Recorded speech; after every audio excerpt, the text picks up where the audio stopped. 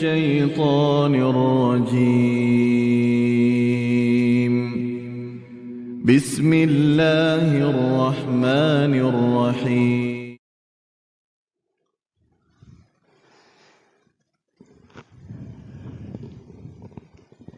Assalamualaikum warahmatullahi wabarakatuh. Alhamdulillahillazi arsala rasulahu bil huda wa dinil haq liyuzhiru ala dini kullih wa kafa billahi syahida. Asyhadu an la ilaha illallah wa asyhadu anna Muhammadan abduhu wa rasuluh la nabiyya ba'dah. Qala Allahu ta'ala fil Qur'anil Karim,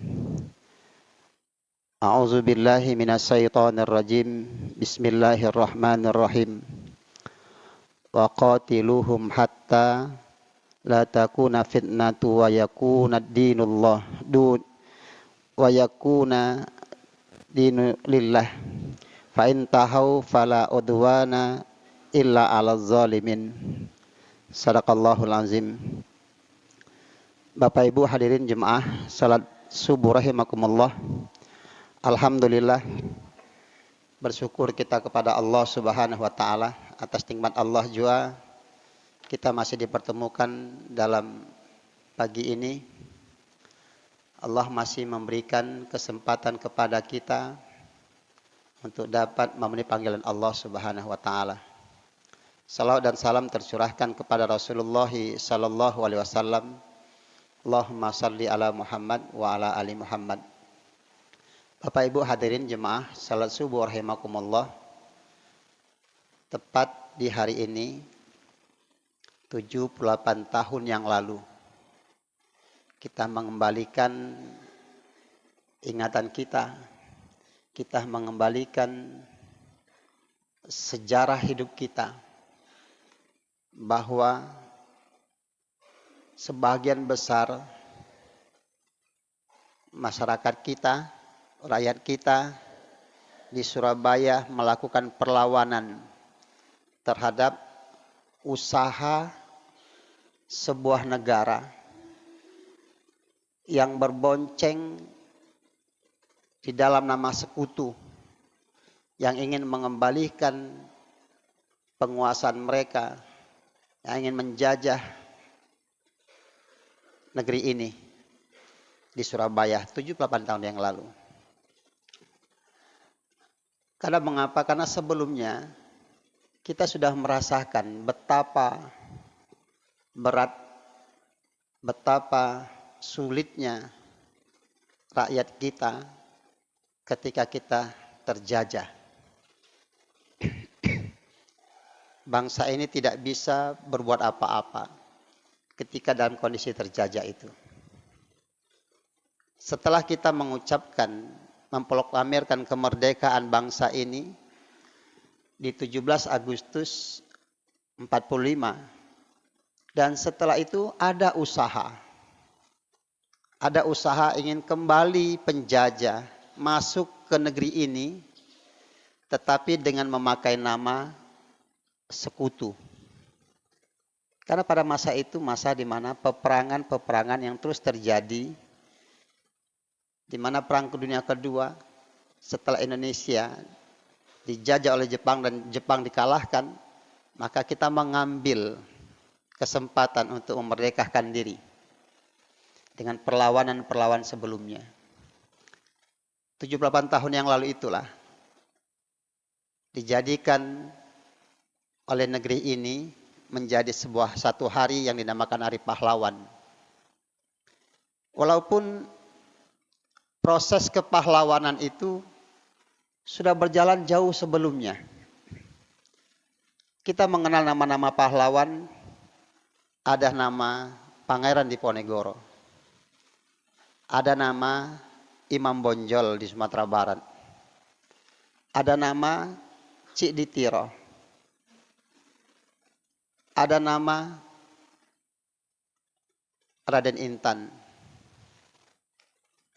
dan banyak nama-nama yang lainnya yang muncul melakukan perlawanan-perlawanan yang dia tidak secara bersama-sama, di lain tempat, dan di lain waktu. Tapi hasilnya adalah karena tidak serentak, karena tidak sama, maka perlawanan itu tidak membuahkan hasil yang besar. Atas kesadaran itu jugalah, maka orang-orang sebelum kita yang sekarang mereka dijadikan pahlawan di negeri ini melakukan apa yang harus dilakukan.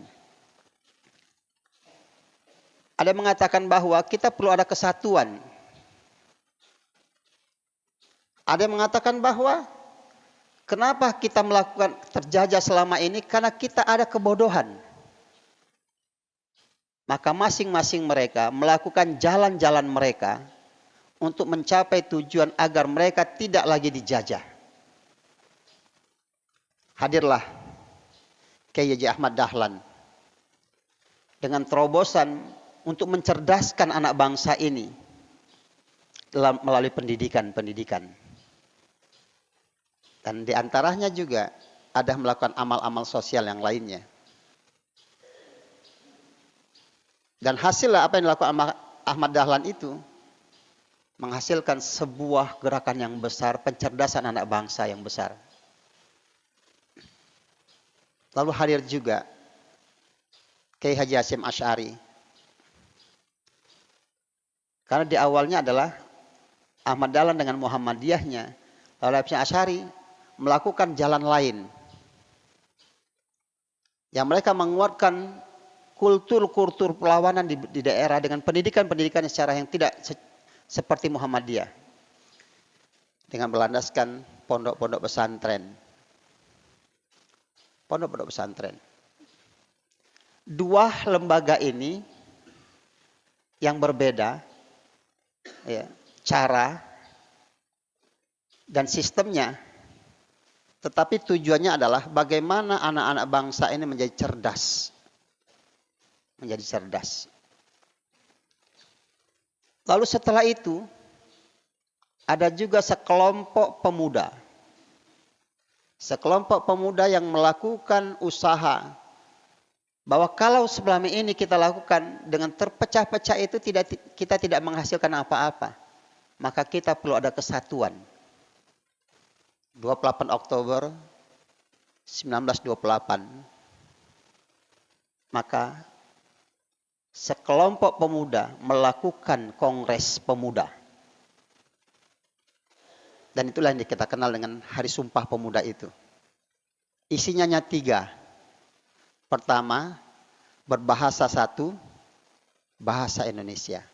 Bertanah air satu, tanah air Indonesia. Berbangsa satu, bangsa Indonesia. Ada yang lebih penting adalah ketika mendeklarasikan, menyatakan bahwa berbahasa satu dengan bahasa Indonesia. Masya Allah. Ini titik tolak yang begitu besar. Bangsa yang besar ini dengan berbagai corak bahasanya, dengan berbagai sukunya yang ada, ribuan, bukan hanya puluhan, ribuan. Bahasanya pun demikian. Kalaulah tidak dengan ada bahasa yang satu yang disepakati, maka kita tidak bisa berinteraksi dengan bebas di negeri ini. Kan begitu, Pak. Betapa cerdasnya orang-orang dahulu. Ya. Cerdas mereka. Kenapa persatuan tidak bisa dilakukan, tidak bisa terjadi? Dikarenakan ada kendala yang besar adalah bahasa. Akhirnya disepakatilah bahasa Indonesia. Bahasa Indonesia itu diambil berawal dari rumpun Melayu.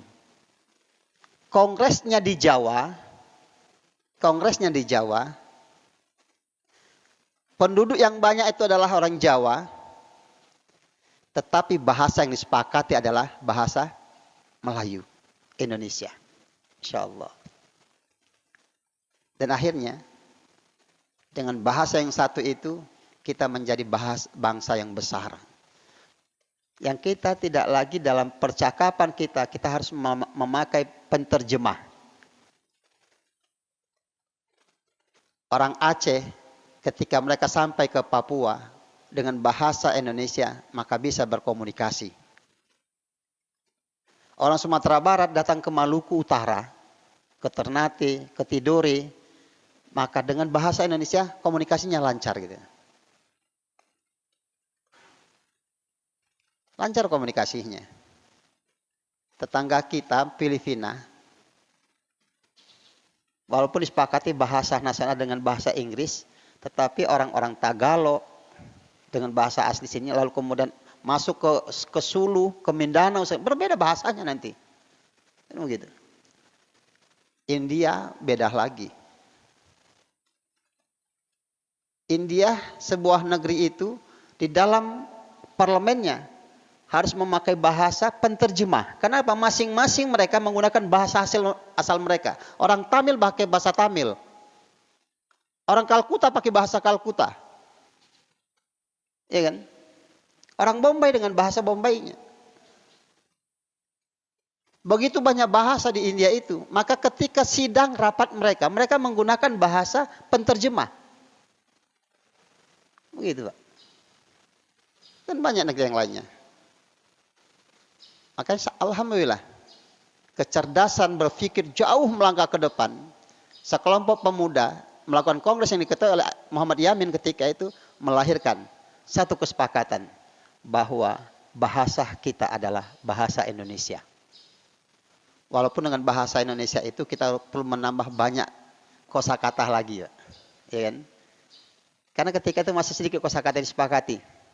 Maka sekarang kita terus menambah kosakata baru, ya. Ada dikatakan itu ada bahasa santai. Itu Indonesia nggak ada sedikit itu bahasa santai itu. Itu bahasa komering santai. Ya kan? Pane, itu bahasa Minang, Pak. Ya. Tapi ketika bahasa-bahasa daerah itu kita masukkan kita sepakati menjadi masuk ke dalam bahasa nasional kita, maka dia bisa menjadi sama-sama bisa dipahami. Inilah kecerdasan orang-orang kita dulu. Dan itu menjadi tonggak sejarah. Dan mereka terlibat di dalam pertemuan kongres pemuda itu, sebagian besar mereka menjadi pahlawan. Menjadi pahlawan. Setelah satu bahasa, lalu disepakati lagi adalah kita menjadi satu negara. Satu bangsa. Ya. Kapan itu? Ketika proklamasi 17 Agustus 45.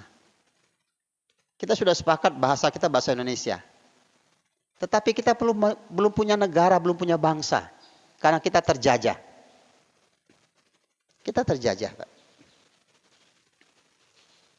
Maka kesepakatan itu oleh sekelompok pemuda yang progresif yang ingin maju, ingin begitu cepatnya, tidak ingin berpikir panjang, yang mengambil kesempatan situasi ketika itu. Situasi ketika itu. Soekarno CS maka membawa Soekarno, menculik mereka untuk memaksa Soekarno untuk melakukan memproklamasi kemerdekaan Indonesia. Maka 17 Agustus disepakatilah, diproklamirkanlah bahwa kita menjadi sebuah negara. Negara bangsa Indonesia. Subhanallah. Kalau ditunda-tunda, maka tidak terjadi. Mungkin tidak seperti sekarang kondisi kita. Orang-orang tua kan berpikirnya, kita lihat situasi. Tapi kalau pemuda-pemuda tidak. Sekarang, kalau tidak, kapan lagi? Kapan lagi? Atas nama bangsa Indonesia, Soekarno, Hatta. Nah, itu. Alhamdulillah. Soekarno Hatta akhirnya menjadi salah satu pahlawan nasional negeri ini dengan semangat proklamatornya.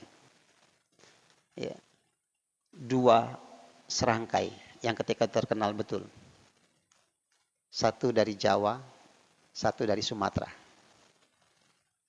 Dengan tipologi yang berbeda. Walaupun akhirnya tidak bisa sejalan dan Hatta mengundurkan diri.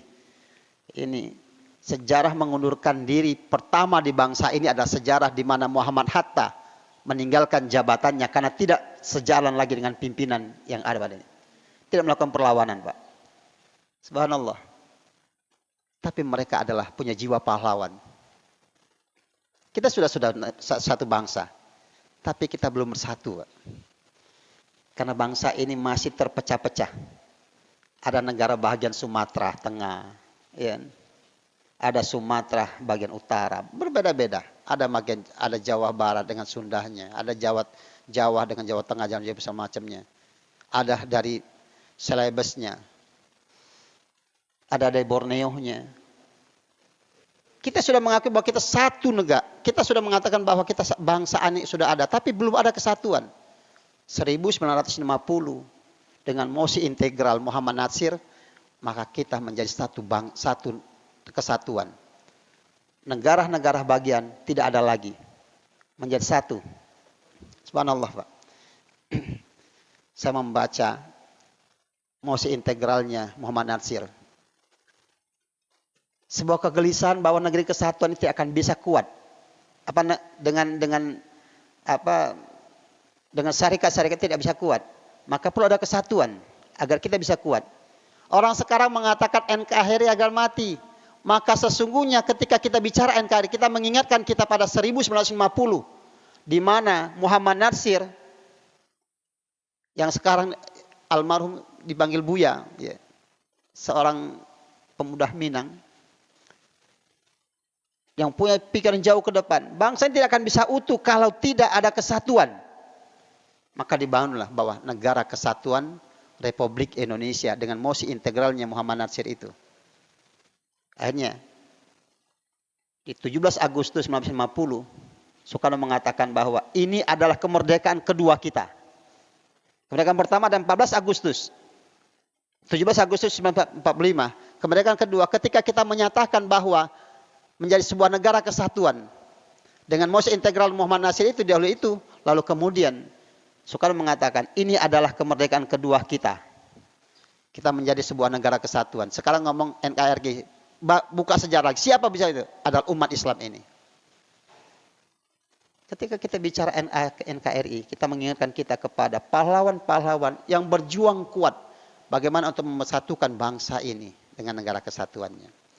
Kita sudah punya bahasa, sudah punya bangsa, sudah ada kesatuan, tapi kita belum ada perairan. Sejarahnya kan begitu. Kapan itu terjadi? Ketika Juanda, adanya deklarasi Juanda. Bahwa air-air seputar kepulauan itu adalah menjadi milik Indonesia. Walaupun itu punya masa yang jauh, yang lama. 28 tahun kemudian, dengan Mukhtar Kusumaatmadjam berjuang menjadi Menteri Luar Negeri untuk mendapatkan pengakuan secara internasional. Pengakuan secara internasional. Dan akhirnya 1982 maka diakuilah bahwa dengan perairannya lengkap sudah. Lengkap sudah. Kan begitu, Pak. Ditelepon oleh Pak Mardhani kemarin, materi kita materi pahlawan. Karena ini ada hari pahlawan. Jadi buka PSBB, Pak Ustaz Mardhani. Anak-anak sekarang tidak ngerti itu, Ustaz Anton. PSBB karena mereka sejarah-sejarah itu dihilangkan dalam sistem pendidikan kita. Ya. Dihilangkan. Karena ada suatu ingin menghilangkan peran-peran umat ini dalam kemerdekaan bangsa kita. Pak Ibu rahimakumullah, ketika kita bicara pahlawan, maka sesungguhnya adalah siapa mereka pahlawan itu? Dalam KBBI, Kamus Besar Bahasa Indonesia, pahlawan itu adalah orang yang menonjol karena keberanian dan pengorbanannya dalam membela kebenaran. Atau dengan bahasa lain adalah para pejuang yang gagah berani. Mereka tidak memikirkan ketakutan dalam diri mereka. Mereka tidak memikirkan apa yang akan terjadi pada diri mereka. Tapi mereka memperjuangkan kebenaran, keyakinan kebenaran mereka. Sebagaimana yang mereka orang-orang pahlawan yang ada sekarang ini. Gitu. Mereka yakin benar, maka mereka perjuangkan kebenaran yang mereka yakinkan itu. Ketika kita bisa ingin pahlawan kemerdekaan, maka kita ingin mempertahankan kemerdekaan, kita akan meraih kemerdekaan itu. Dengan berbagai cara, keyakinan mereka. Lewat pendidikan, lewat usaha menyatukan para anak negeri ini. Perlawanan-perlawanan. Ya. Kita pintar, tapi tidak melawan, tidak jadi juga. Tidak jadi juga kemerdekaan ini. Karena ada perlawanan-perlawanan itu, dan perlawanan itu perlu dikonsolidasikan menjadi satu kesatuan.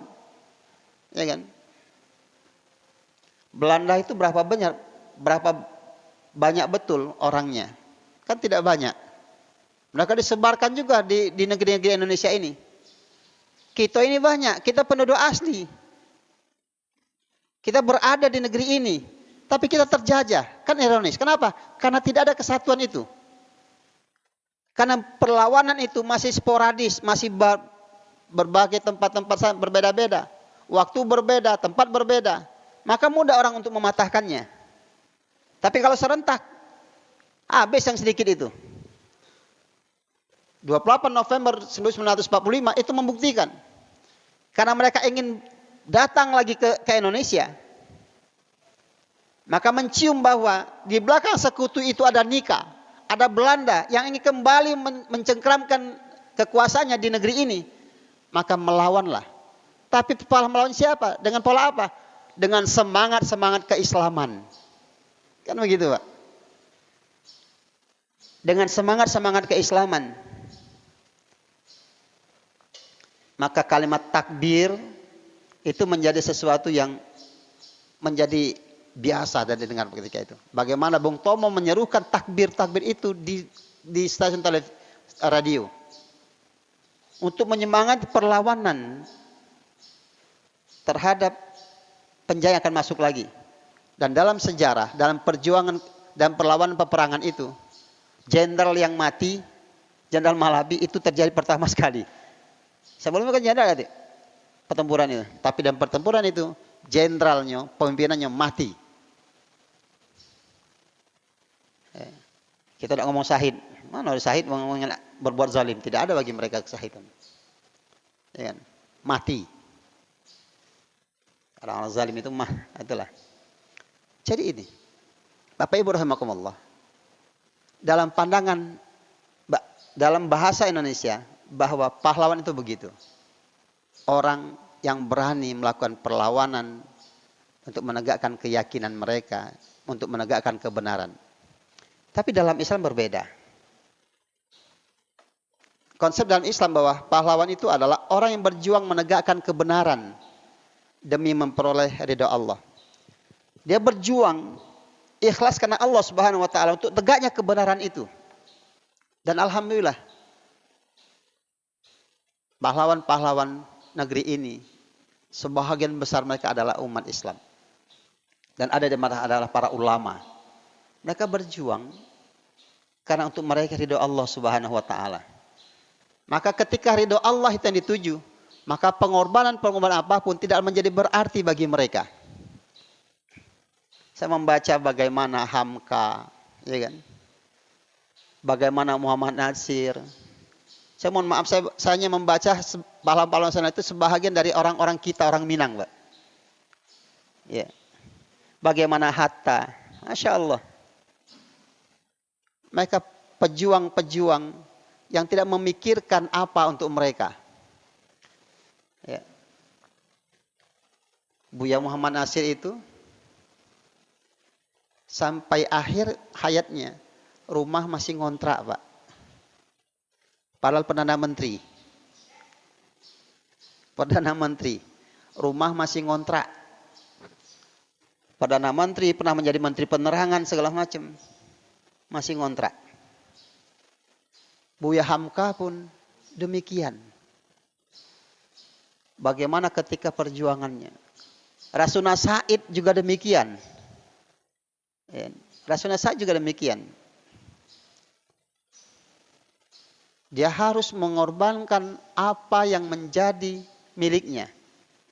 Emasnya dijual untuk menopang kemerdekaan itu. Dia harus keluar masuk kampung dan kampung untuk meyakinkan perlawanan, adanya perlawanan terhadap para penjajah negeri ini. Masya Allah. Orang tidak tahu siapa Rasuna Said, tetapi dia adalah wanita yang sangat tangguh di negeri ini. Rela mengeluarkan hartanya untuk menopang perjuangan-perjuangan itu. Dan dia membangun TKR, Tentara Keamanan Rakyat di Padang Panjang. Insya Allah. Dan dia berhak menjadi pahlawan. Saya juga membaca bagaimana Abdurrahman Baswedan, kakeknya Anies Baswedan, ketika kemerdekaan ini diproklamirkan, maka bangsa-bangsa tidak ada yang ingin mengakui kemerdekaan Indonesia itu. Tidak ada bangsa-bangsanya. Maka usaha diplomasi harus dibangun. Maka siapakah yang pertama sekali mengakui kemerdekaan itu? Dia adalah Palestina. Itu Pak. Di sinilah letak bagaimana keterkaitan kita dengan Palestina. Sebuah negeri, bangsa yang ada ketika itu, yang mengakui kemerdekaan sebuah negeri Islam yang jauh dari tempatnya. Di selatan Asia, di Tenggara Asia. Palestina mengakui pertama sekali. Lalu diikuti dengan Mesir. Mesir itu pengakuannya didorong oleh sebuah organisasi Islam yang besar ketika itu, Ikhwanul Muslimin. Dengan Hasan al-Bannahnya. Didorong oleh itu. Jadi kita harus tahu sejarah itu, Pak. Bagaimana fungsi, bagaimana peran Ikhwanul Muslimin dalam mengakui kemerdekaan bangsa Indonesia ini. Dia mendorong pemerintahan Mesir untuk mengakui kemerdekaan negeri ini setelah Palestina mengakui itu. Dan ketika pengakuan itu tak ada pengakuan itu, adanya surat pembuktian surat. Yang membawa surat itu adalah Abdurrahman Baswedan. Yang membawa surat pengakuan dari Mesir dan Palestina, Abdurrahman Baswedan. Untuk menyelamatkannya di mana? Menyelamatkan surat itu dalam pemeriksaan di bandara. Itu surat itu dimasukkan oleh Abdurrahman Baswedan dalam kaos kakinya. Dalam kaos kakinya, Pak. Lalu ngomong bahwa itu Anies Baswedan itu bukan orang Indonesia. Lah neneknya memperjuangkan itu terlibat dalam memperjuangkan kemerdekaan dan mempertahankan kemerdekaan, tidak diakui oleh sebagian anak negeri bangsa ini. Ya kan? Kakeknya. Ya. Begitu, Pak. Masya Allah. Dan mereka memang berhak mendapatkan gelar pahlawan itu. Walaupun akhirnya seperti Hamka itu mengalami proses yang lama. Ya. Hamka itu lama prosesnya, Pak. Karena pertimbangan politis segala macam. Natsir itu juga lama pengakuannya. Pengakuan Muhammad Nasir diakui sebagai pahlawan nasional dengan mosi integralnya, dengan keterlibatannya dalam usaha-usaha mempertahankan kemerdekaan, itu lama diakui. Tetapi bagi orang Islam, pengakuan pahlawan itu tidaklah penting. Yang mereka inginkan adalah ridho Allah Subhanahu wa Ta'ala. Makanya, ya, mereka yang pahlawan itu tidak pernah mati nama mereka. Allah mengatakan dalam surat Al-Baqarah 154 itu, wala taqulu liman yuqtalu fi sabilillahi amwat bal ahya'u walakin la tash'urun. Janganlah kalian mengatakan orang-orang yang berjuang di jalan Allah mati. Tidak, mereka tidak mati. Mereka tetap hidup selama-lamanya. Mereka terlalu disebut oleh orang-orang. Itulah kehidupan mereka. Tapi kalian tidak memahami itu, kata Allah Subhanahu wa Ta'ala. Masya Allah. Muhammad Yamin tahun berapa dia meninggal? Dikuburkan di Sawalunto sana. Bukan Sawalunto ya. Talawi. Saya tahunya ketika lewat Sawalunto mau masuk ke mau jalan itu di Talawi. Dan proses penguburan Muhammad Yamin itu menggambarkan bagaimana besarnya kepribadian para pejuang dulu. Insya Allah. Muhammad Yamin itu keras perseteruannya dengan Buya Hamka. Keras berterangan. Yang satu nasionalis, yang satu dengan masumi dengan keislamannya. Dalam persetujuan di Konstituante itu keras betul. Dengan menyebutkan bagaimana Hamka dengan perkataan yang tidak layak.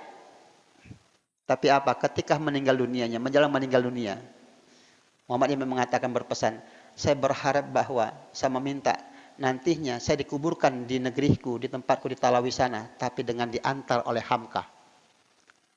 Masya Allah, Pak. Ya. Lalu apakah Hamka tersinggung dengan itu, dengan pertengkaran di konstituante? Tidak. Tidak. Karena Yamin tahu persis bagaimana kedudukan Hamka di masyarakat Minang. Kalau ingin di situ masyarakat Minang tidak menerimanya. Karena dimuliakannya Hamka di Minang itu. Maka Hamka mengantarkan Muhammad Yamin untuk dimakamkan di Talawi itu, Pak. Besarnya hati para pejuang-pejuang kita dulu. Para pemuka-pemuka kita dulu. Karena mereka cari bukan karena apa-apa. Ridho Allah subhanahu wa ta'ala. InsyaAllah. Ketika kita memperingati kemerdekaan, kita mengingatkan bagaimana negeri ini. Bagaimana perjuangan para pendahulu kita. Dan ketika dalam konsep keislaman kita juga mengenang pejuang-pejuang Islam itu. Dengan segala periodenya. Karena setiap masa itu akan ada para pejuang yang hadir, yang lahir. Semasa Rasulullah ada pejuang bernama Khalid bin Walid. Bahkan dia dikatakan dengan Saifullah, pedang Allah yang terhunus. Setiap peperangan yang diikutinya tidak pernah kalah. Tidak pernah kalah. Bahkan dia merindukan syahid di jalan Allah subhanahu wa ta'ala. Tapi Allah tidak mengabulkan keinginannya itu. Sampai dia bersedih. Menyedihkan tentang kondisi dirinya. Banyak sudah pertempuran yang aku temui. Tapi aku tidak menemui syahid di jalan Allah pertempuran itu. Tapi aku harus meninggal di atas kasur ini. Mereka merindukan itu, Pak. Mereka merindukan itu. Khalid bin Walid merindukan itu, tapi Allah tidak memperkenankannya. Khalid bin Walid harus meninggal di atas tempat tidurnya. Sementara Khalid bin Walid berperang, itu tidak ada satu pun yang kalah dalam pertempuran itu. Dan bahkan kebesaran jiwa Khalid bin Walid tampak ketika dalam sebuah pertempuran semasanya Umar bin Khattab.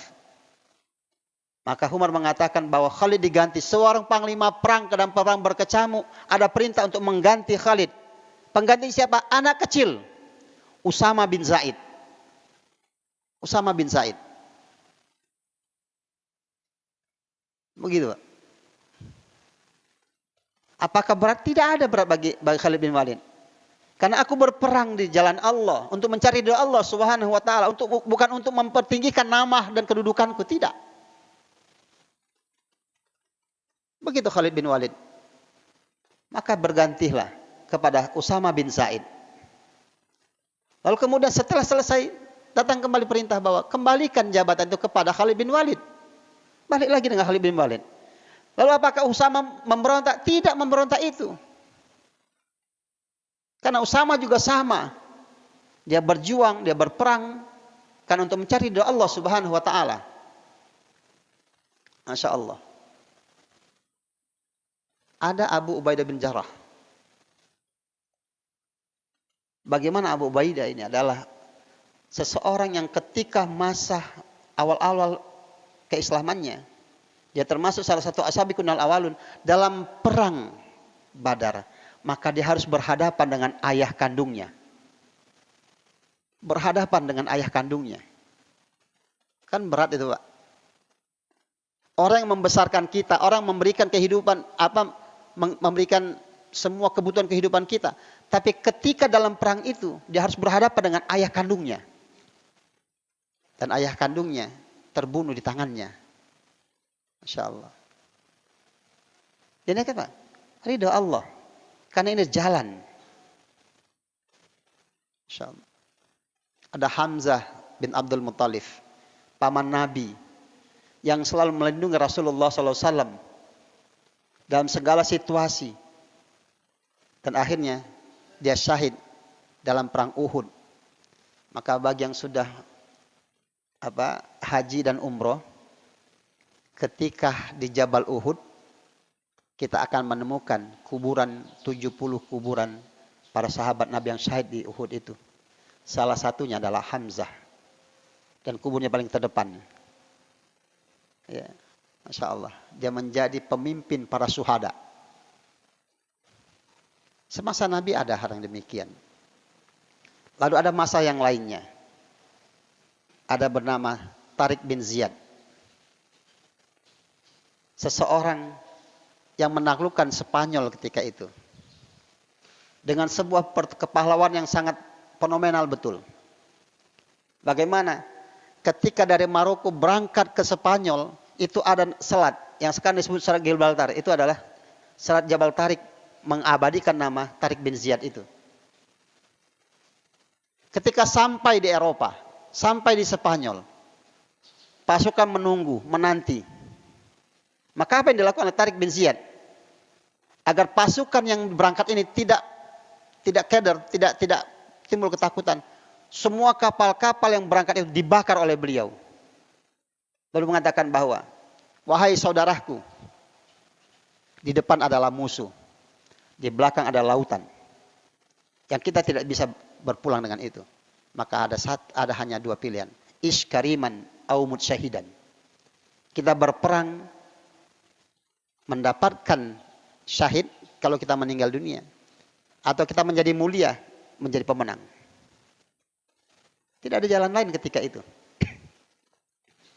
Maka maju dan ditaklukkanlah Spanyol. Panjang sejarah ini, Pak. Sampai jam berapa, Pak Ustaz? Hah? Nanggung. Iya, ada gawe lain kan? Ya, begitu. Kita singkatkan saja, ada dua lagi. Ada yang bernama Muhammad Al-Fatih. Pahlawan yang menaklukkan Konstantinopel yang sekarang menjadi Turki itu. Kesejarawan, kepahlawanan begitu besar. Kenapa? Memasuki sebuah selat yang tidak bisa dimasukkan apa-apa. Karena selat itu dihalangi dengan rantai yang besar, yang kapal-kapal tidak bisa masuk. Lalu apa yang dilakukan oleh Muhammad Al-Fatih? Mengangkat kapal itu melalui sebuah bukit yang besar.